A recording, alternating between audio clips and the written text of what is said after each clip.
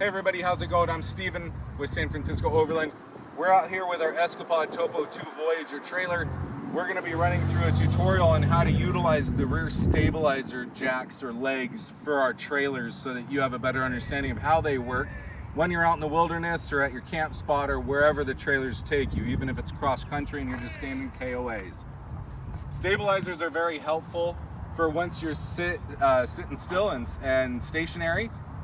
Stabilizers are not levelers. They're stabilizers. Good thing to keep in mind. You level off of your axles or your tires. You stabilize off of the rear jacks. So you'll find this handy looking tool in our front storage box compartment. All of our trailers have these. All of our trailers have stabilizers. So first thing you're gonna do is when you get to where you're going and you're stationary and you know you're gonna wanna set up, you'll grab the tool, come back here, you'll pull on this black oblong ring, pull out, drop that. You're gonna wanna drop it down as far as you can while it's still being able to lock in place off of the plungers from this ring. Once you get down into that position, that's where this comes into play. So there's a bolt head on board, and you'll just spin to extend the stabilizer legs down. And you only want a little bit of pressure on those guys, not a ton. When you're done, you remove the tool. Now you have a stabilizer leg down. So our trailers have two stabilizer legs on the rear of the trailer. The other side, it's the exact same. So I don't need to show you how both of them work. One of them should suffice. When you're done, you're ready to package up. This is an important step. Don't drive away with those stabilizer legs down. You're gonna wanna grab that tool once again, come back here, start by putting the socket on top of the bolt head.